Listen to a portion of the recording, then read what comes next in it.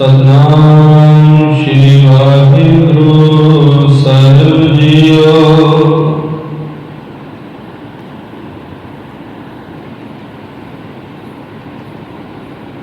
बाणी गुरु गुरु है बाणी, विच बाणी अमृत सारे।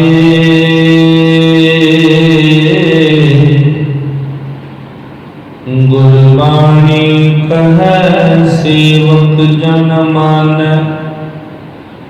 परतख गुरु निस्तारे। पानी पखा पीसों संत आद, गुण गोबिंद जस गाई। सास सास मन नाम समारै, एहु विश्राम निद पाई। तुम करो दया मेरे साईं, ऐसी मत दीजै मेरे ठाकुर। सदा सदा तुद ध्याई, सदा सदा तुद ध्याई।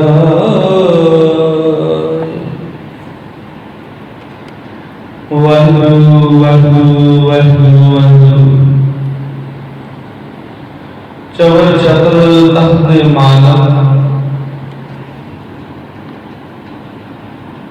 निकलंक अवतार। नाम वाणी के गोविंद, प्रगट गुरां की देव। दसां गुरुआं दी आत्मिक जोत। शब्द गुरु, धन गुरु, समर्थ गुरु, पूरा गुरु। धन धन साहिब श्री गुरु ग्रंथ साहिब जी महाराज जी की पवित्र हजूरी सेवा अंदर सोपायमान।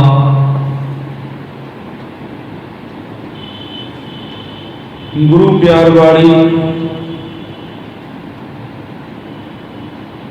गुरु नानक नाम देवा साध संगत जीओ। वडभागे हाँ जो सतगुरां दे पवित्र दरबार दीयां हाजरियां भरदियां होइयां जीवन घड़ियां नूं सफला करन दा सुभाग प्राप्त होया है। गुरु महाराज जी दे पवित्र दरबार साहिब दे अंदर विराजमान हो के अमृत वेले दे दीवानां दी हाजरी भर रहे हैं, अलाही हरजत सरवण कर रहे हैं। गुरु सवारियां पासों बड़े प्यार दे नाल आसा जी की वार दे कीर्तन आप जी ने सरवण कीते ने। आओ एकाग्रता दे नाल जुड़ बैठिए। धन गुरु ग्रंथ साहिब महाराज सच्चे पातशाह जी दे अलाही शब्द दी गुरबाणी दी विचार दे नाल मन नूं जोड़दियां होइयां गुरु चरणां दी असीस दे पात्र बणीए जी। सो सारी संगत अपनी रसना नूं पवित्र करदियां होइयां सतगुरां दी बख्शी गुरु फतेह बुलंद गुरु जी गज के आखो वाहिगुरु जी का खालसा वाहिगुरु जी की फतेह। धन गुरु रामदास सच्चे पातशाह जी दे पावन पवित्र बाणी की व्याख्या चल रही है लड़ीवार। गूजरी राग दे विच चौथे पातशाह धन गुरु रामदास जी महाराज सच्चे पातशाह जी की पवित्र बाणी का यह पावन शब्द धन गुरु ग्रंथ साहिब महाराज सच्चे पातशाह जी के पवित्र अंग 492 493 ते सुभाईमान है। हजूर जी बचन करते ने गोविंद गोविंद प्रीतम मन प्रीतम मिल सत संगत शब्द मन मोह है। जप गोविंद गोविंद ध्याइए सब को दान दे प्रभ ओ है। हजूर बचन करते ने हे मेरे मित्र हे मेरे सखा हे मेरे भराता हे मनुख साध संगत दे विच मिल के गुरु दे शब्द दे विच जुड़ करके ਪ੍ਰੀਤਮ ਗੋਬਿੰਦ ਮੇਰੇ ਮਨ ਦੇ ਵਿੱਚ ਆ ਵਸਿਆ ਤੇ ਮੇਰੇ ਮਨ ਨੂੰ ਖਿੱਚ ਪਾ ਰਿਹਾ, ਖਿੱਚ। ਹੁਣ ਆਮ ਤੌਰ ਤੇ ਜਦੋਂ ਅਸੀਂ ਧੰਨ ਗੁਰੂ ਗੋਬਿੰਦ ਸਿੰਘ ਸੱਚੇ ਪਾਤਸ਼ਾਹ ਜੀ ਦਾ ਸ਼ਬਦ ਪੜ੍ਹਦੇ ਹਾਂ, ਸਾਚ ਕਹੂੰ ਸੁਣ ਲਿਓ ਸਭੈ ਜਿਨ ਪ੍ਰੇਮ ਕੀਓ ਤਿਨ ਹੀ ਪ੍ਰਭ ਪਾਇਓ। ਪ੍ਰੇਮ ਦਾ ਸ਼ਾਬਦਿਕ ਜਿਹੜਾ ਅਰਥ ਹੈ, ਸ਼ਬਦਾਂ ਦਾ ਅਰਥ, ਉਹ ਮਨ ਦੀ ਖਿੱਚ ਹੈ। ਹੁਣ ਉਹ ਖਿੱਚ ਕਿਸੇ ਨਾਲ ਵੀ ਜੁੜੀ ਹੋ ਸਕਦੀ ਹੈ। ਸਾਡਾ ਸਰੀਰ ਇੱਥੇ ਬੈਠਾ ਹੋ ਸਕਦਾ, ਸਾਡੇ ਮਨ ਦੀ ਖਿੱਚ ਸਾਡੇ ਬੱਚਿਆਂ ਦੇ ਨਾਲ ਹੋਵੇ। ਘਰ ਦੇ ਵਿੱਚ ਕਿਸੇ ਦਾ ਪੋਤਰਾ ਖੇਡਦਾ, ਉਹਦੇ ਮਨ ਦੇ ਵਿੱਚ ਫੁਰਨੇ ਚੱਲੇ ਜਾਂਦੇ ਆ। ਸਰੀਰ ਦੂਰ ਹੈ ਲੇਕਿਨ ਮਨ ਆਪਣੀ ਖਿੱਚ ਨਾਲ ਜੁੜਿਆ ਹੋਇਆ, ਆਪਣੇ ਪ੍ਰੇਮ ਨਾਲ ਜੁੜਿਆ ਹੋਇਆ। ਕਿਸੇ ਦਾ ਪਿਆਰ ਦੌਲਤਾਂ ਦੇ ਨਾਲ ਹੈ। ਸਰੀਰ ਕਿਤੇ ਵੀ ਹੋਵੇ ਉਹਨੂੰ ਆਪਣੇ ਬਿਜ਼ਨਸ ਦੀ ਚਿੰਤਾ ਪਈ ਰਹਿੰਦੀ ਹੈ। ਕਿਸੇ ਦਾ ਪਿਆਰ ਖੇਤੀਬਾੜੀ ਦੇ ਨਾਲ ਹੈ। ਸਰੀਰ ਜਿੱਥੇ ਮਰਜ਼ੀ ਹੋਵੇ ਉਹਨੂੰ ਆਪਣੇ ਖੇਤਾਂ ਦਾ ਖਿਆਲ ਸਦਾ ਦਿਮਾਗ ਦੇ ਵਿੱਚ ਰਹਿੰਦਾ ਵੀ ਮੇਰੇ ਖੇਤ ਹੈ ਪਿੱਛੇ ਪਏ। ਕਿਸੇ ਨੂੰ ਆਪਣੇ ਘਰ ਦੇ ਨਾਲ, ਕਿਸੇ ਨੂੰ ਆਪਣੀ ਇਸਤਰੀ ਦੇ ਨਾਲ। ਇਹ ਜਿਹੜੀਆਂ ਮਨ ਦੀਆਂ ਖਿੱਚਾਂ ਵੱਖੋ ਵੱਖਰੀ ਭਾਵਨਾ ਲੈ ਕੇ ਕਿਸੇ ਨਾ ਕਿਸੇ ਦੇ ਨਾਲ ਸਾਡੀਆਂ ਜੁੜੀਆਂ ਹੁੰਦੀਆਂ, ਲੇਕਿਨ ਸੱਚੇ ਭਗਤ ਦੀ ਮਨ ਦੀ ਖਿੱਚ ਸਿਰਫ ਆਪਣੇ ਪ੍ਰਭੂ ਪਤੀ ਦੇ ਨਾਲ ਹੈ। ਸਰੀਰ ਜਿੱਥੇ ਵੀ ਚਲਾ ਜਾਵੇ ਕੋਈ ਪਰਵਾਹ ਨਹੀਂ, ਜਿੱਥੇ ਮਰਜ਼ੀ ਵਿਚਰਦਾ ਫਿਰੇ ਸਰੀਰ, ਲੇਕਿਨ ਮਨ ਗੁਰੂ ਦੇ ਸ਼ਬਦ ਦੇ ਨਾਲ ਜੁੜਿਆ ਹੋਇਆ। ਸਦਾ ਮਨ ਦੇ ਵਿੱਚ ਚਿੰਤਨ ਹੈ, ਸਦਾ ਮਨ ਦੇ ਵਿੱਚ ਇਹ ਚੀਜ਼ ਤਾਜ਼ਾ ਰਹਿੰਦੀ ਹੈ ਵੀ ਮੇਰੇ ਗੁਰੂ ਦੇ ਬਚਨ ਕੀ ਨੇ। ਇੱਕ ਇੱਕ ਸਾਹ ਦੇ ਨਾਲ ਆਪਣੇ ਗੁਰੂ ਦੀ ਗੱਲ ਨੂੰ ਚੇਤਾ ਰੱਖਦਾ, ਇੱਕ ਇੱਕ ਸਾਹ ਦੇ ਨਾਲ। ਇਹਨੂੰ ਤਾਂ ਕਹਿੰਦੇ ਸਾਸ ਗਰਾਸ ਸਿਮਰਨ। ਸਾਹ ਆਉਣ ਦੇ ਨਾਲ ਵੀ, ਸਾਹ ਛੱਡਣ ਦੇ ਨਾਲ ਵੀ ਸਦਾ ਉਹਨੂੰ ਇਸ ਗੱਲ ਦੀ ਟੈਨਸ਼ਨ ਹੈ, ਦਿਮਾਗ ਦੇ ਵਿੱਚ ਇਸ ਗੱਲ ਦਾ ਚਿੰਤਨ ਹੈ ਵੀ ਕਿਤੇ ਮੈਂ ਇਹੋ ਜਿਹਾ ਕੰਮ ਨਾ ਕਰ ਜਾਵਾਂ ਜਿਹੜਾ ਮੇਰੇ ਗੁਰੂ ਦੀ ਮਰਜ਼ੀ ਦੇ ਖਿਲਾਫ ਹੈ। ਖਾਣ ਲੱਗਿਆ ਵੀ ਉਹ ਸੋਚਦਾ ਵੀ ਜੋ ਮੈਂ ਭੋਜਨ ਛਕ ਰਿਹਾ ਕੀ ਮੇਰੇ ਗੁਰੂ ਨੂੰ ਮਨਜ਼ੂਰ ਹੈ, ਇਹ ਕੀ ਮੇਰੇ ਰੱਬ ਦੀ ਮਰਜ਼ੀ ਦੇ ਖਿਲਾਫ ਤਾਂ ਨਹੀਂ। ਜਿਹੜਾ ਮੈਂ ਕੱਪੜਾ ਪਾ ਰਿਹਾ ਕੀ ਮੇਰੇ ਗੁਰੂ ਦੀ ਮਰਜ਼ੀ ਹੈ ਇਹਦੇ ਵਿੱਚ। ਜਿੱਥੇ ਮੈਂ ਜਾ ਰਿਹਾ, ਜਿਸ ਰਸਤੇ ਤੇ ਮੈਂ ਤੁਰ ਰਿਹਾ, ਜੋ ਮੈਂ ਬੋਲ ਰਿਹਾ, ਜੋ ਮੈਂ ਦੇਖ ਰਿਹਾ, ਜੋ ਮੇਰੇ ਸਰੀਰ ਦੀ ਹਰਕਤ ਹੈ, ਕੀ ਕਿਤੇ ਮੇਰੇ ਗੁਰੂ ਦੇ ਬਚਨਾਂ ਦੇ ਉਲਟ ਤਾਂ ਨਹੀਂ, ਕਿਤੇ ਮੇਰੀ ਰੱਬ ਦੀ ਰਜ਼ਾ ਦੇ ਖਿਲਾਫ ਤਾਂ ਨਹੀਂ। ਇਹ ਹੁੰਦਾ ਭਗਤ ਦਾ ਜੀਵਨ। ਹਰ ਇੱਕ ਪਲ, ਹਰ ਇੱਕ ਸੈਕਿੰਡ ਸੋਚਦੇ ਰਹਿਣਾ ਵੀ ਮੇਰੇ ਮਾਲਕ ਦੀ ਮਰਜ਼ੀ ਕੀ ਹੈ, ਮੇਰੇ ਰੱਬ ਦੀ ਮਰਜ਼ੀ ਕੀ ਹੈ, ਮੇਰੇ ਮਾਲਕ ਦਾ ਹੁਕਮ ਕੀ ਹੈ, ਉਹਦੀ ਰਜ਼ਾ ਕੀ ਹੈ।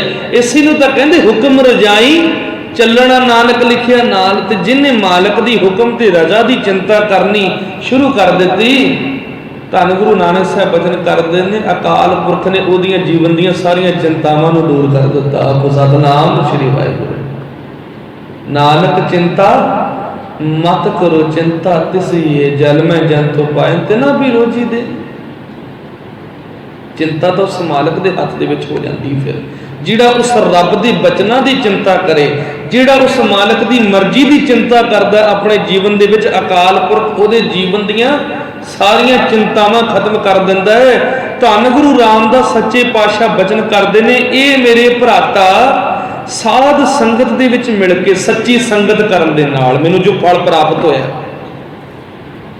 ਸਵਾਲ ਹੁੰਦਾ ਵੀ ਮਹਾਰਾਜ ਕੀ ਮਿਲਿਆ ਤੁਹਾਨੂੰ ਭਗਤੀ ਕਰਕੇ, ਕੀ ਮਿਲਿਆ? ਸਾਰੀ ਜ਼ਿੰਦਗੀ ਤੁਸੀਂ ਰੱਬ ਰੱਬ ਕਰਦੇ ਰਹੇ, ਤੁਸੀਂ ਅਕਾਲ ਪੁਰਖ ਦੀ ਰਜ਼ਾ ਦੀ ਗੱਲਾਂ ਕਰਦੇ ਰਹੇ, ਮਾਲਕ ਦੀ ਰਜ਼ਾ ਨੂੰ ਜ਼ਿੰਦਗੀ ਦੇ ਵਿੱਚ ਕਮਾਉਂਦੇ ਰਹੇ, ਨਿਮਰਤਾ ਦੇ ਪੁੰਜ ਬਣੇ ਰਹੇ, ਗੁਰੂ ਦੇ ਬਚਨਾਂ ਨੂੰ ਕਮਾਉਂਦੇ ਰਹੇ। ਗੁਰੂ ਨਾਨਕ ਦੀ ਸਿੱਖੀ ਧਾਰਨ ਕਰਨ ਦਾ ਤੁਹਾਨੂੰ ਫਲ ਕੀ ਮਿਲਿਆ? ਜੀ ਅਗਰ ਇਹ ਸਵਾਲ ਕਰੀਏ ਤੇ ਧੰਨ ਗੁਰੂ ਰਾਮਦਾਸ ਸੱਚੇ ਪਾਤਸ਼ਾਹ ਸਾਨੂੰ ਜਵਾਬ ਦਿੰਦੇ ਨੇ, ਬਚਨ ਕਰਦੇ ਆ, ਹੇ ਮੇਰੇ ਮਿੱਤਰ, ਸੱਚੀ ਸੰਗਤ ਕਰਨ ਦੇ ਨਾਲ, ਸਾਧੂਆਂ ਦੀ ਸੰਗਤ ਦੇ ਵਿੱਚ ਮਿਲ ਕੇ, ਜੁੜਿਆ ਹੋਇਆਂ ਦਾ ਸੰਗ ਕਰਨ ਦੇ ਨਾਲ, ਧੰਨ ਗੁਰੂ ਗ੍ਰੰਥ ਸਾਹਿਬ ਮਹਾਰਾਜ ਜੀ ਦਾ, ਸੱਚੇ ਗੁਰੂ ਦਾ, ਧੰਨ ਗੁਰੂ ਨਾਨਕ ਦਾ ਸ਼ਬਦ ਆਪਣੇ ਮਨ ਦੇ ਵਿੱਚ ਪਰੋਣ ਦੇ ਨਾਲ, ਸ਼ਬਦ ਦੀ ਵਿਚਾਰ ਨੂੰ ਆਪਣੇ ਮਨ ਦੇ ਵਿੱਚ ਲੀਨ ਕਰਨ ਦੇ ਨਾਲ, ਭਾਵ ਆਪਣੀ ਮੱਤ ਛੱਡ ਕੇ ਗੁਰੂ ਦੀ ਮੱਤ ਜ਼ਿੰਦਗੀ ਦੇ ਵਿੱਚ ਜੋੜਨ ਦੇ ਨਾਲ, ਜਦੋਂ ਮੈਂ ਆਪਣੀ ਅਕਲ ਤਿਆਗੀ ਤੇ ਸੱਚੇ ਗੁਰੂ ਦੀ ਅਕਲ ਨੂੰ ਜ਼ਿੰਦਗੀ ਦੇ ਵਿੱਚ ਧਾਰਨ ਕਰ ਲਿਆ, ਤੇ ਜਿਹੜੀ ਮੇਰੇ ਮਨ ਦੀ ਖਿੱਚ ਸੀ, ਹੁਣ ਇੱਥੇ ਫਲ ਪ੍ਰਾਪਤੀ ਕੀ ਹੋਈ ਹੈ? ਜਿਹੜੀ ਮੇਰੀ ਮਨ ਦੀ ਖਿੱਚ ਸੀ ਵੀ ਹਾਏ ਮੈਂ ਗਰੀਬ ਹਾਂ, ਹਾਏ ਮੇਰਾ ਗੁਜ਼ਾਰਾ ਨਹੀਂ ਹੁੰਦਾ, ਮੇਰੇ ਕੋਲੇ ਕੱਪੜਾ ਕਿਉਂ ਨਹੀਂ ਪਾਉਣ ਨੂੰ, ਮੇਰੇ ਕੋਲੇ ਪੈਸਾ ਕਿਉਂ ਨਹੀਂ, ਮੇਰੇ ਕੋਲੇ ਕੋਠੀ ਕਿਉਂ ਨਹੀਂ, ਮੇਰੇ ਕੋਲੇ ਕਾਰ ਕਿਉਂ ਨਹੀਂ, ਜਿਹੜੀ ਮਨ ਦੀ ਮੇਰੀ ਖਿੱਚ ਮਾयावी ਪਦਾਰਥਾਂ ਦੇ ਪਿੱਛੇ ਭੱਜੀ ਰਹਿੰਦੀ ਸੀ ਸਾਰਾ ਦਿਨ, ਮੇਰਾ ਧੰਦਾ ਨਹੀਂ ਚੱਲਦਾ, ਮੇਰਾ ਕਾਰੋਬਾਰ ਨਹੀਂ ਚੱਲਦਾ, ਮੈਂ ਲੁੱਟਿਆ ਗਿਆ, ਮੈਂ ਮਾਰਿਆ ਗਿਆ, ਮੈਂ ਬਰਬਾਦ ਹੋ ਗਿਆ,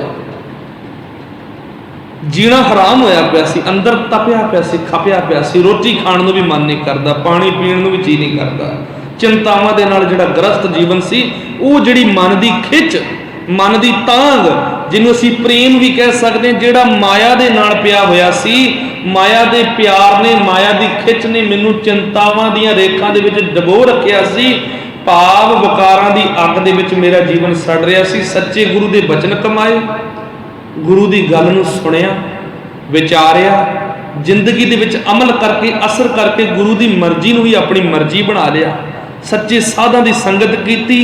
ਇਸ ਬਰਕਤ ਦੇ ਨਾਲ, ਇਸ ਕਿਰਪਾ ਦੇ ਨਾਲ ਮੇਰਾ ਮਨ ਉਸ ਮਾਲਕ ਦੀ ਭਗਤੀ ਦੇ ਵਿੱਚ ਵਲੀਨ ਹੋ ਗਿਆ। ਸੱਚਾ ਗੋਬਿੰਦ, ਸੱਚਾ ਰੱਬ ਮੇਰੇ ਹਿਰਦੇ ਵਿੱਚ ਆ ਵਸਿਆ। ਹੁਣ ਮੇਰੇ ਮਨ ਦੀ ਖਿੱਚ ਸਿਰਫ ਮੇਰੇ ਪਰਿਪੂਰਨ ਪਰਮਾਤਮਾ ਤੱਕ ਬਣ ਗਈ ਆ। ਕੋ ਸਤਨਾਮ ਸ਼੍ਰੀ ਵਾਹਿਗੁਰੂ।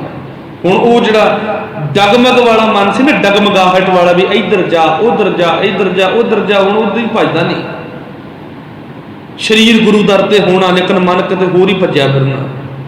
ਲੇਕਿਨ ਹੁਣ ਅਵਸਥਾ ਕਿੱਡੀ ਵੱਡੀ ਪਿਆਰੀ ਬਣ ਗਈ ਵੀ ਸਰੀਰ ਬੇਸ਼ੱਕ ਦੂਰ ਬੈਠਾ ਹੈ, ਲੇਕਿਨ ਮਨ ਸਦਾ ਗੁਰੂ ਚਰਨਾਂ ਦੇ ਨਾਲ ਜੁੜਿਆ ਹੋਇਆ। ਸਦਾ ਮੂੰਹ ਲਾਲਨ ਸਿਉ ਪ੍ਰੀਤ ਬਣੀ, ਤੋਰੀ ਨਾ ਤੋਰੈ ਛੋਰੀ ਨਾ ਛੂਟੈ, ਤੋਰੀ ਨਾ ਟੂਟੈ ਛੋਰੀ ਨਾ ਛੂਟੈ, ਐਸੀ ਮਾਧੋ ਖਿੰਚਤਨੀ। ਇਹ ਜਿਹੜਾ ਪਿਆਰ ਹੀ ਹੁਣ ਇਹੋ ਜਿਹਾ ਬਣ ਚੁੱਕਿਆ ਹੈ ਆਤਮਾ ਤੇ ਪਰਮਾਤਮਾ ਦਾ, ਜਿਹਨੂੰ ਮੈਂ ਖੁਦ ਵੀ ਤੋੜਨਾ ਚਾਹਾਂ ਤੇ ਮੇਰੇ ਵਿੱਚ ਤਾਕਤ ਨਹੀਂ, ਮੈਂ ਇਸ ਨੂੰ ਤੋੜ ਸਕਾਂ। ਇੱਕ ਖਿੱਚ ਬਣ ਚੁੱਕੀ ਹੈ, ਆਤਮਾ ਦੀ ਖੁਰਾਕ ਬਣ ਚੁੱਕਿਆ ਉਹ ਮਾਲਕ ਦਾ, ਪ੍ਰਭੂ ਦਾ ਨਾਮ। ਜੀਵਨ ਐਸਾ ਆਖਾਂ ਜੀਵਾਂ ਵਿਸਰਾਏ ਮਰ ਜਾਉਂ, ਜੇ ਉਹ ਯਾਦ ਆਉਂਦਾ ਤੇ ਜ਼ਿੰਦਗੀ ਹੈ, ਜੇ ਉਹ ਭੁੱਲਦਾ ਤੇ ਜੀਵਨ ਮੁਰਦੇ ਸਮਾਨ ਹੋ ਜਾਂਦਾ। ਐਡਾ ਪਿਆਰ ਬਣ ਗਿਆ ਸੱਚੇ ਗੁਰੂ ਦੀ ਬਰਕਤ ਦੇ ਨਾਲ, ਗੁਰੂ ਦੇ ਬਚਨਾਂ ਨੂੰ ਕਮਾਉਣ ਦੇ ਨਾਲ, ਸੱਚੀ ਸੰਗਤ ਕਰਨ ਦਾ ਇਹ ਫਲ ਮਿਲਿਆ। ਸੱਚਾ ਸੁਖ ਆ ਗਿਆ, ਰੱਬ ਮਿਲ ਗਿਆ। ਜਪ ਗੋਬਿੰਦ ਗੋਬਿੰਦ ਧਿਆਈਐ, ਸਭ ਕੋ ਦਾਨ ਦੇ ਪ੍ਰਭ ਉਹ ਹੈ। ਗੋਬਿੰਦ ਦਾ ਭਜਨ ਕਰੋ। ਹੁਣ ਗੁਰੂ ਸਾਹਿਬ ਉਪਦੇਸ਼ ਦੇ ਰਹੇ ਨੇ, ਗੋਬਿੰਦ ਦਾ ਭਜਨ ਕਰੋ, ਉਸ ਸੱਚੇ ਰੱਬ ਦੀ ਬੰਦਗੀ ਕਰੋ, ਗੋਬਿੰਦ ਦਾ ਹੀ ਧਿਆਨ ਧਰਿਆ ਕਰੋ, ਸਦਾ ਉਹਨੂੰ ਮਨ ਦੇ ਵਿੱਚ ਸਿਮਰਿਆ ਕਰੋ, ਕਿਉਂਕਿ ਉਹੀ ਗੋਬਿੰਦ ਸਾਰੇ ਜੀਵਾਂ ਨੂੰ ਮਨ ਚਾਹੀਆਂ ਦਾਤਾਂ ਬਖਸ਼ਣ ਵਾਲਾ ਸੱਚਾ ਦਾਤਾ ਹੈ। ਦਾਤੇ ਨੂੰ ਸਿਮਰ, ਦਾਤਾਂ ਦੀ ਕਮੀ ਨਹੀਂ ਰਹੇਗੀ। ਸੱਚੀ ਖੁਸ਼ੀ ਚਾਹੁੰਦਾ ਤੇ ਰੱਬ ਦੀ ਆਰਾਧਨਾ ਕਰ। ਜੀਵਨ ਦੇ ਵਿੱਚ ਸੁੱਖ ਚਾਹੁੰਦਾ, ਜੀਵਨ ਦੇ ਵਿੱਚ ਸ਼ਾਂਤੀ ਚਾਹੁੰਦਾ, ਤਸੱਲੀ ਚਾਹੁੰਦਾ ਤੇ ਮਾਲਕ ਨੂੰ ਸਿਮਰਿਆ ਕਰ। ਸੱਚ ਇਹ ਵੀ ਸੱਚੇ ਰੱਬ ਦੀ ਰਹਿਮਤ ਤੇਰੀ ਜ਼ਿੰਦਗੀ ਦੇ ਵਿੱਚ ਹੋ ਗਈ, ਨੰਗੇ ਪੈਰੀ ਕੰਡੇ ਤੇ ਖੜੇ ਨੂੰ ਵੀ ਹੱਸਣ ਲਾ ਦਿੰਦਾ ਹੈ। ਕਿੱਡਾ ਵੱਡਾ ਜੀਵਨ ਹੈ। ਤੇ ਜਿਹਦੇ ਉੱਤੇ ਰੱਬ ਦੀ ਰਹਿਮਤ ਨਾ ਹੋਵੇ, ਬੜੀਆਂ ਦੌਲਤਾਂ, ਬੜੇ ਪੈਸੇ ਨੇ ਲੋਕਾਂ ਕੋਲੇ, ਟੈਨਸ਼ਨਾਂ ਦੇ ਨਾਲ ਮਰਦੇ ਆ, ਟੈਨਸ਼ਨਾਂ ਦੇ ਨਾਲ। ਦਵਾਈਆਂ ਗੋਲੀਆਂ ਐਡੀਆਂ ਡੱਬੀਆਂ ਰੱਖੀਆਂ ਹੁੰਦੀਆਂ ਬੈੱਡ ਦੇ ਕੋਲੇ, 4-5 ਗੋਲੀਆਂ ਸ਼ਾਮ ਨੂੰ ਖਾਣੀਆਂ, 4-5 ਸਵੇਰੇ ਖਾਣੀਆਂ, ਨੀਂਦ ਹੀ ਨਹੀਂ ਆਉਂਦੀ। ਦੌਲਤਾਂ ਨੀਂਦ ਨਹੀਂ ਦੇਵਾ ਸਕਦੀਆਂ, ਦੌਲਤਾਂ ਦੇ ਨਾਲ ਸੁੱਖ ਨਹੀਂ। ਸੁੱਖ ਮਾਲਕ ਦੀ ਬੰਦਗੀ ਦੇ ਨਾਲ ਮਿਲਦਾ ਹੈ। ਸੱਚਾ ਸੁੱਖ ਚਾਹੁੰਦਾ ਹੈ, ਜੇ ਸੁੱਖ ਕੋ ਚਾਹੇ ਸਦਾ ਸ਼ਰਨ ਰਾਮ ਕੀ ਲੈ, ਉਸ ਰੱਬ ਦੀ ਸ਼ਰਨ ਦੇ ਵਿੱਚ ਜਾ ਜੇ ਸੱਚਾ ਸੁੱਖ ਚਾਹੁੰਦਾ ਹੈ। ਕਿਉਂਕਿ ਸੱਚਾ ਸੁੱਖ, ਸੱਚੀ ਖੁਸ਼ੀ ਉਹ ਮਾਲਕ ਹੀ ਬਖਸ਼ ਸਕਦਾ। ਦਾਤਾਂ ਦੇ ਪਿੱਛੇ ਨਾ ਭੱਜ, ਦਾਤੇ ਦੇ ਪਿੱਛੇ ਭੱਜ, ਭੱਜਣ ਦੀ ਲੋੜ ਨਹੀਂ ਪੈਣੀ।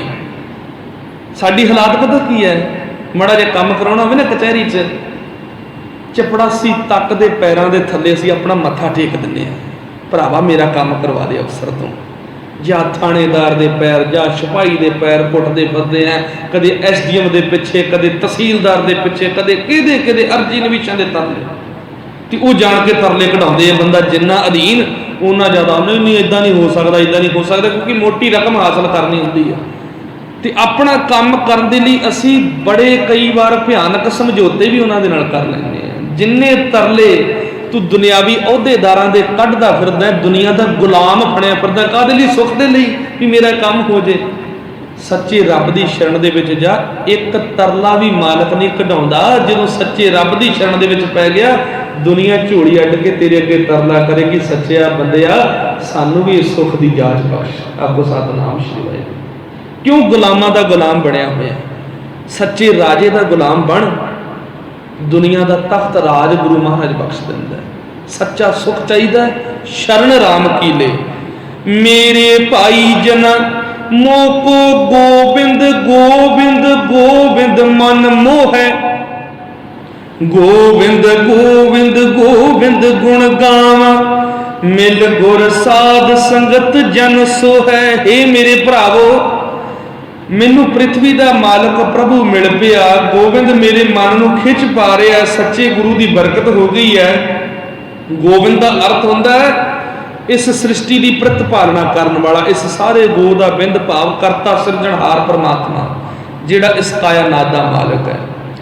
ते मैं हुण हर वेले उस गोविंद के गुण गाउंदा रहना, सदा उस मालक की रजा नूं सिमरदा रहना, सदा उहदे गुणां दा ध्यान धरदा रहना।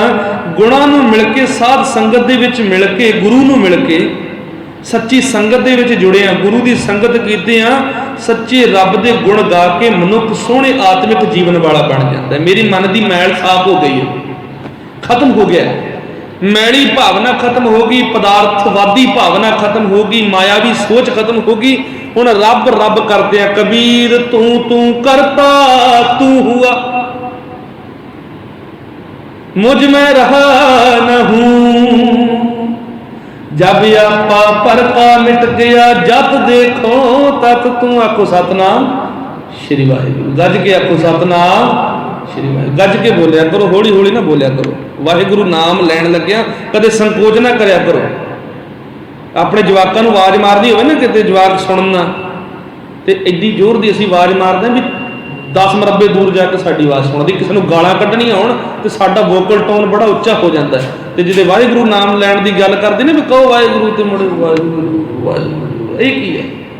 सचेत होके बैठा करो, चेतना दे नाल गुरु की हजूरी दे विच बैठे गज के वाहिगुरू, गज के आखो सतनाम श्री वाहिगुरू। एक सिख का हुक्म है, क्योंकि वाहिगुरू सानू आत्मिक जाच बख्शदा है। गुरु ग्रंथ साहिब महाराज की बाणी ना एक ओंकार तो लैके 18 10 20 तक तुसीं पढ़ लो, सारा निचोड़ कड्ढण तो बाद जिहड़े फल की प्राप्ति होनी है वह है सतनाम श्री वाहिगुरू, यही मिलना है।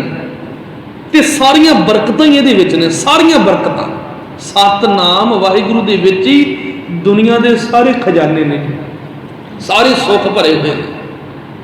इसे नाम की दात से गुरु तो लैना है। गज के आख्या करो।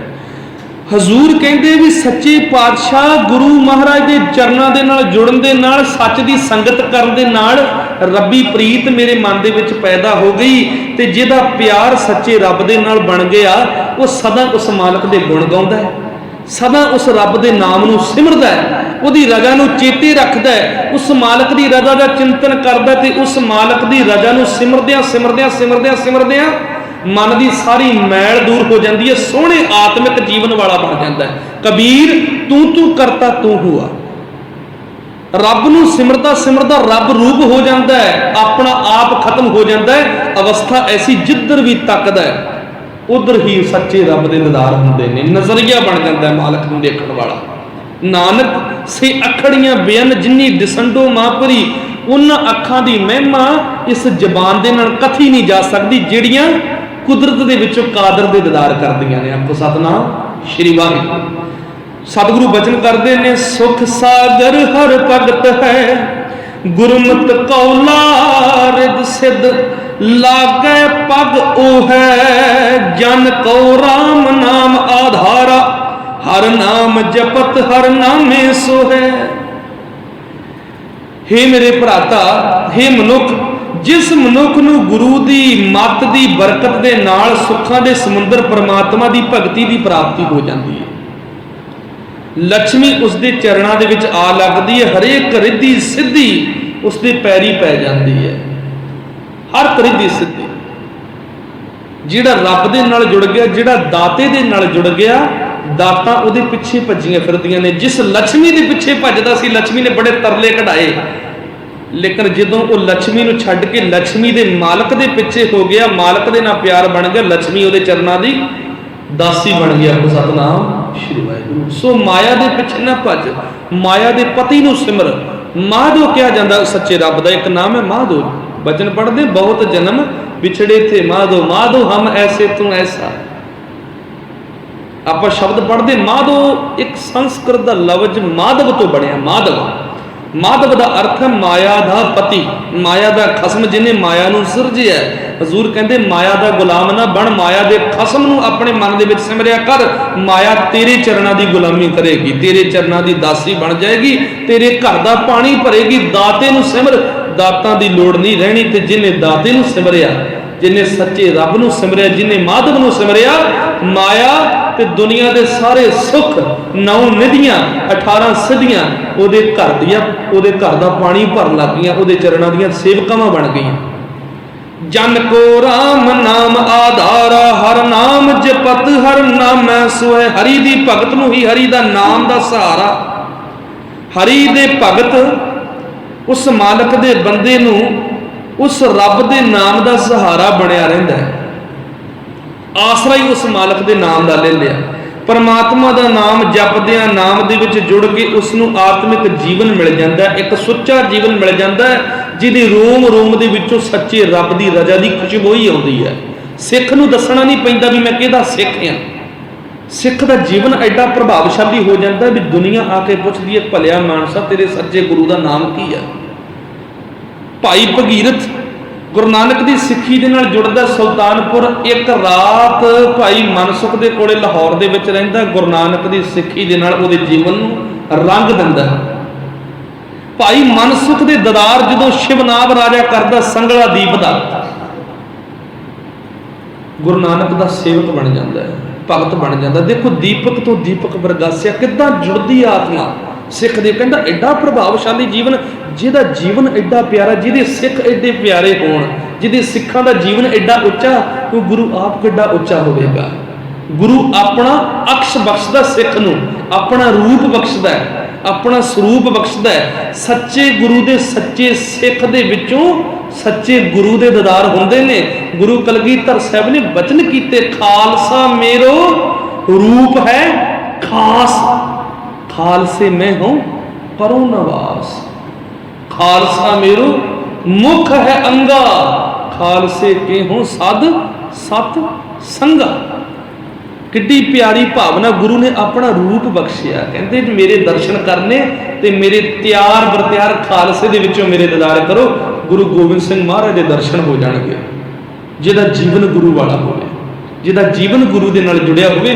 ਗੁਰੂ ਨੇ ਆਪਣੀ ਪਹਿਚਾਣ ਬਖਸ਼ ਦਿੱਤੀ ਹੈ, ਆਪਣਾ ਆਈਡੀ ਪ੍ਰੂਫ, ਆਪਣਾ ਅੱਜ ਦੀ ਭਾਸ਼ਾ 'ਚ ਮੈਂ ਕਹਾਂ ਆਪਣਾ ਆਧਾਰ ਕਾਰਡ ਹੀ ਸਾਡੇ ਨਾਮ ਕਰ ਦਿੱਤਾ ਗੁਰੂ ਨੇ। ਜੋ ਗੁਰੂ ਦੀ ਆਈਡੈਂਟੀਟੀ ਹੈ ਉਹ ਸਾਡੀ ਆਇਡੈਂਟੀਟੀ ਬਣਾ ਦਿੱਤੀ ਗੁਰੂ ਨੇ। ਆਪਣੀ ਆਇਡੈਂਟੀਟੀ, ਆਪਣੀ ਪਹਿਚਾਣ ਸਾਨੂੰ ਬਖਸ਼ ਕੇ ਨਵਾਜਿਆ। ਸੋ ਹੁਣ ਅਸੀਂ ਉਸ ਪਹਿਚਾਣ ਤੋਂ ਮੁੜ ਕਿੱਥੇ ਗੁਰੂ ਕਲਗੀਧਰ ਸਾਹਿਬ ਦੀ ਪਹਿਚਾਣ ਤੇ ਕਿੱਥੇ ਪਖੰਡੀਆਂ ਦੀ ਪਹਿਚਾਣ ਨੂੰ ਅਸੀਂ ਆਪਣੇ ਸਿਰ ਤੇ ਚੁੱਕੀ ਫਿਰਦੇ।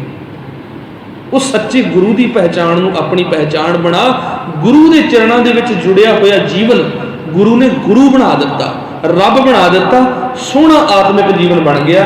ਸਤਿਗੁਰੂ ਬਚਨ ਕਰਦੇ ਨੇ, ਦੁਰਮਤ ਪਗ ਹੀਨ ਮਤ ਫੀਕੇ, ਨਾਮ ਸੁਨਤ ਆਵੈ ਮਨ ਹੋਹੈ ਰੋਹੈ, ਕਊਆ ਕਾਗ ਕੋ ਅੰਮ੍ਰਿਤ ਰਸ ਪਾਈਐ, ਤ੍ਰਿਪਤੈ ਵਿਸ਼ਟਾ ਖਾਏ ਮੁਖ ਗੋਹੈ।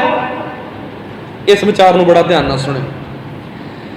ਦੁਰਮਤ ਦਾ ਅਰਥ ਹੈ ਭੈੜੀ ਮਤ। ਹੈ ਮਿੱਤਰ, ਹੈ ਭਰਾ, ਭੈੜੀ ਮਤ ਤੇ ਤੁਰਨ ਵਾਲੇ ਬਦ ਕਿਸਮਤ ਹੁੰਦੇ ਨੇ, ਬੜੇ ਭੈੜੇ ਮਾੜੇ ਭਾਗਾਂ ਵਾਲੇ ਹੁੰਦੇ ਨੇ। ਮੈਂ ਕੱਲ ਵੀ ਬੇਨਤੀ ਕੀਤੀ ਸੀ, ਜਿਹੜਾ ਪੈਸਿਆਂ ਪਿੱਛੇ ਭੱਜਦਾ, ਜਿਹਨੇ ਮਾਇਆ ਨੂੰ ਹੀ ਆਪਣਾ ਸਾਰਾ ਜੀਵਨ ਬਣਾ ਲਿਆ ਤੇ ਪੈਸਾ ਇਕੱਠਾ ਕਰਨ ਦੇ ਲਈ ਗਲਤ ਰਸਤੇ ਚੁਣਦੇ, ਠੱਗੀਆਂ, ਦਵੈਸ਼, ਈਰਖਾ, ਲੁੱਟਾਖੋਹੀ, ਭ੍ਰਸ਼ਟਾਚਾਰ, ਰਿਸ਼ਵਤਖੋਰੀ, ਪਤਾ ਨਹੀਂ ਕੀ ਕੁਛ, ਆਪਣੇ ਜ਼ਮੀਰ ਨੂੰ ਖਤਮ ਕਰੀ ਬੈਠਾ ਬੰਦਾ। ਭਰਾ ਨੂੰ ਭਰਾ ਮਾਰਨ ਦੇ ਲਈ ਉਤਾਵਲਾ ਹੋਇਆ ਬੈਠਾ।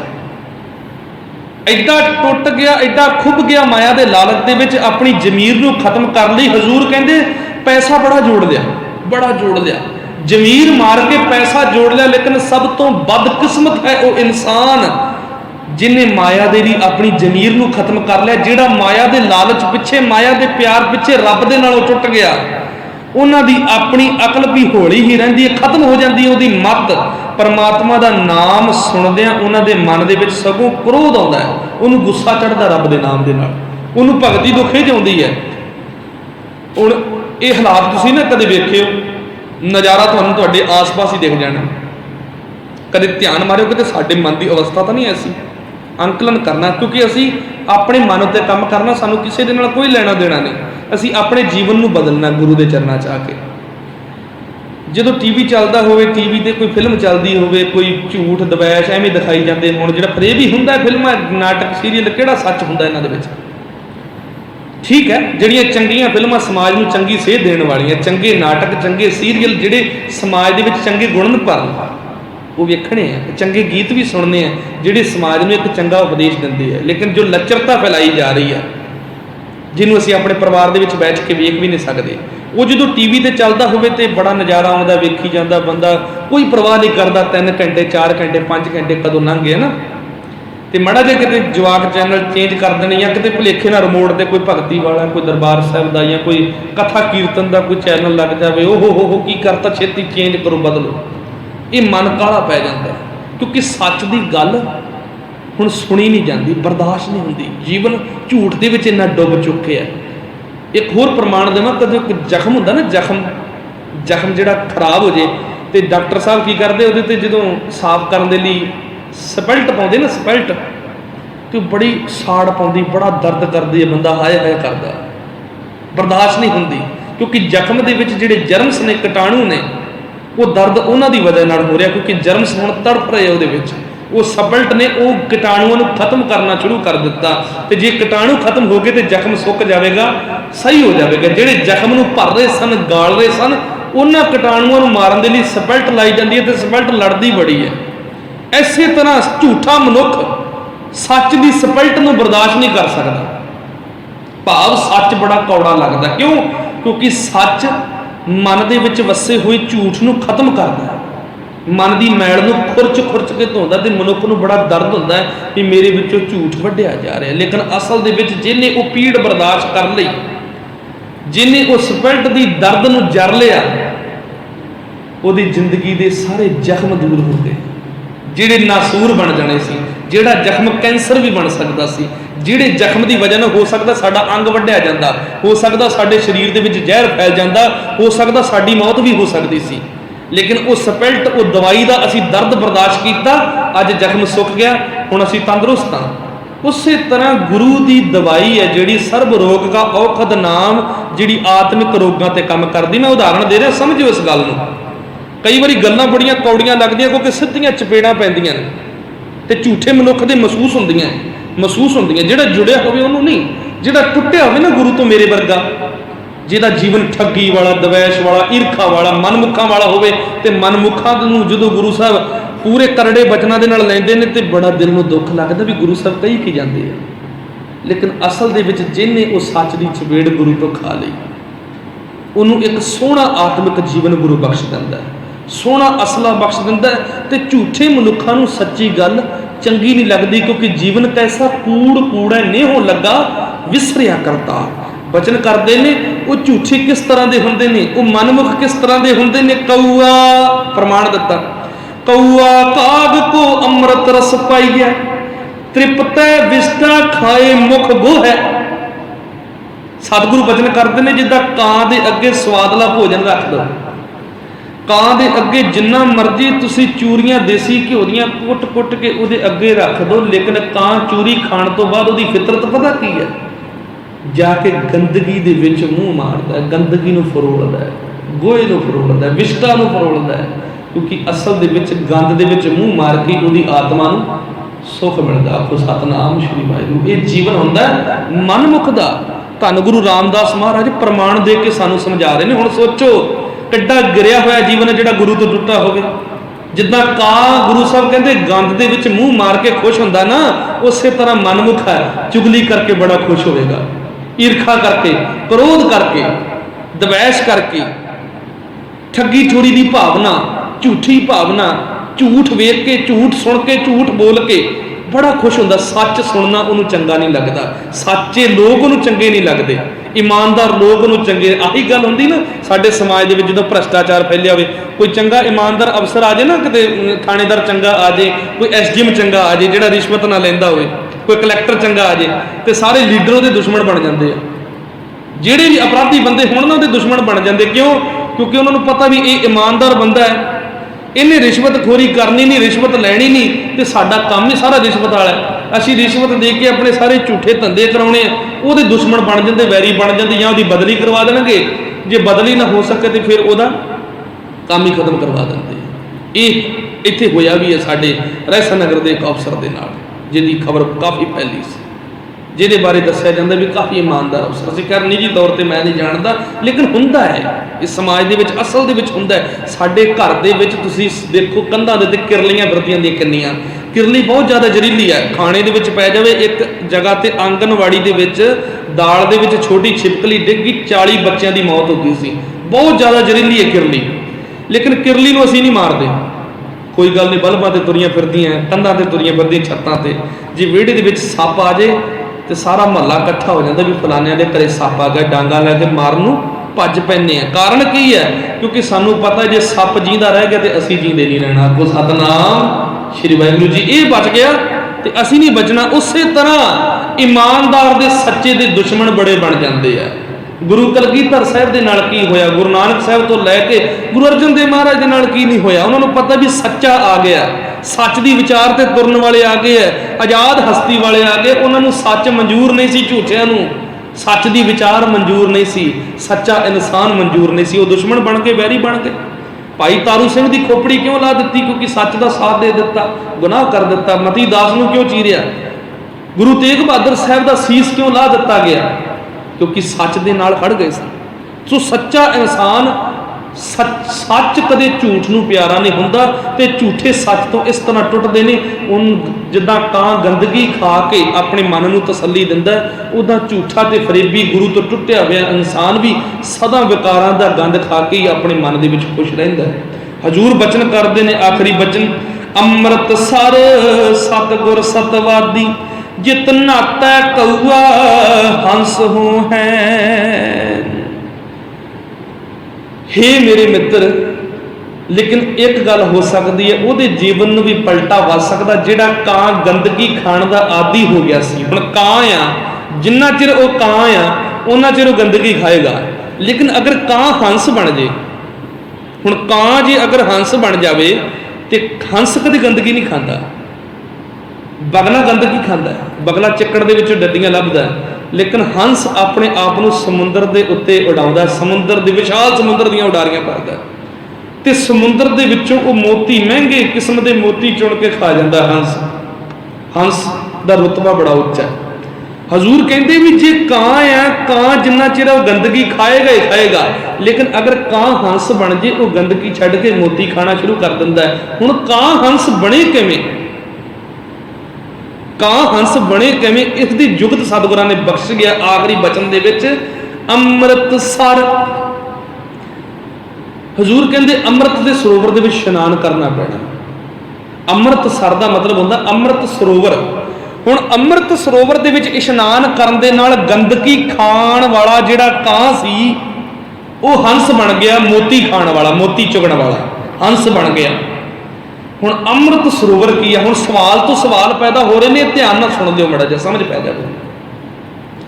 ਹਜ਼ੂਰ ਕਹਿੰਦੇ ਕਾਂ ਹੰਸ ਬਣ ਜੂਗਾ ਅੰਮ੍ਰਿਤ ਸਰੋਵਰ ਦੇ ਵਿੱਚ ਨਹਾਉਣ ਦੇ ਨਾਲ, ਗੰਦਗੀ ਖਾਣੀ ਛੱਡ ਕੇ ਮੋਤੀ ਖਾਣ ਲੱਗ ਜੂਗਾ। ਲੇਕਿਨ ਅੰਮ੍ਰਿਤ ਸਰੋਵਰ ਕੀ ਹੈ? ਅੰਮ੍ਰਿਤਸਰ, ਅੰਮ੍ਰਿਤ ਦਾ ਸਰੋਵਰ ਕੀ ਹੈ? ਸਤਿਗੁਰ ਸਤਵਾਦੀ, ਆਖੋ ਸਤਨਾਮ ਸ਼੍ਰੀ ਵਾਹਿਗੁਰੂ। ਸੱਚਾ ਗੁਰੂ। ਅੰਮ੍ਰਿਤ ਸਰੋਵਰ ਕੀ ਹੈ? ਇੱਕ ਸਿੱਖ ਦੇ ਲਈ ਸੱਚਾ ਗੁਰੂ, ਸਤਵਾਦੀ। ਵਾਦੀ ਜਦੋਂ ਲਫ਼ਜ਼ ਕਿਸੇ ਦੇ ਨਾਲ ਲੱਗ ਜਾਵੇ, ਉਹ ਅਟਲਤਾ ਦਾ ਪ੍ਰਤੀਕ ਹੈ, ਅਟਲਤਾ ਦਾ, ਦ੍ਰਿੜਤਾ ਦਾ। ਆਤੰਕਵਾਦੀ, ਹੁਣ ਕਿਹਾ ਜਾਂਦਾ ਨਾ ਆਤੰਕਵਾਦੀ, ਭਾਵ ਜਿਹੜੇ ਆਤੰਕਵਾਦੀ ਲੋਕ ਹੁੰਦੇ ਨੇ, ਉਹਨਾਂ ਨੂੰ ਪਤਾ ਵੀ ਅਸੀਂ ਮਰ ਜਾਣਾ, ਲੇਕਿਨ ਫਿਰ ਵੀ ਉਹ ਆਪਣੇ ਕਰਮ ਤੋਂ ਪਿੱਛੇ ਨਹੀਂ ਹਟਦੇ, ਕਿਉਂਕਿ ਆਪਣੇ ਫੈਸਲੇ ਤੇ ਉਹ ਦ੍ਰਿੜ ਹੁੰਦੇ ਆ ਵੀ ਕੁਝ ਵੀ ਹੋ ਜੇ, ਅੰਜਾਮ ਕੁਝ ਵੀ ਹੋਵੇ, ਅਸੀਂ ਇਹ ਕੰਮ ਕਰਕੇ ਹੀ ਆਉਣਾ, ਬੰਬ ਬਲਾਸਟ ਕਰਕੇ ਹੀ ਆਉਣਾ, ਕੁਝ ਕਰਕੇ ਹੀ ਆਉਣਾ। ਸਤਿਗੁਰੂ ਸਤਵਾਦੀ ਹੈ, ਸੱਚ ਤੇ ਦ੍ਰਿੜ, ਕਿਸੇ ਵੀ ਕੀਮਤ ਦੇ ਵਿੱਚ ਸੱਚ ਤੋਂ ਨਾ ਟੁੱਟਣ ਵਾਲਾ, ਸੱਚ ਦੇ ਉੱਤੇ ਅਟਲ, ਸਦਾ ਕਾਇਮ ਰਹਿਣ ਵਾਲਾ। ਹਜ਼ੂਰ ਕਹਿੰਦੇ ਅੰਮ੍ਰਿਤ ਦਾ ਸਰੋਵਰ ਸੱਚਾ ਗੁਰੂ ਹੈ, ਜੋ ਸਤਵਾਦੀ ਹੈ, ਸੱਚ ਤੇ ਦ੍ਰਿੜ ਰਹਿਣ ਵਾਲਾ। ਅੰਮ੍ਰਿਤ ਦੇ ਸਰੋਵਰ ਸੱਚੇ ਗੁਰੂ, ਜੋ ਸਤਵਾਦੀ ਹੈ, ਸੱਚ ਤੇ ਕਾਇਮ ਰਹਿਣ ਵਾਲੇ ਸੱਚੇ ਗੁਰੂ ਦੇ ਅੰਮ੍ਰਿਤ ਰੂਪੀ ਬਚਨਾਂ ਦੇ ਵਿੱਚ ਜਦੋਂ ਇਸ਼ਨਾਨ ਕੀਤਾ, ਜਿਤ ਨਹਾਤੈ ਕਊਆ ਹੰਸ ਹੋਹੈ, ਜਿਹੜਾ ਕਾਂ ਵਰਗਾ ਜੀਵਨ ਸੀ, ਜਿਹੜਾ ਗੰਦਗੀ ਖਾ ਕੇ ਖੁਸ਼ ਰਹਿੰਦਾ ਸੀ।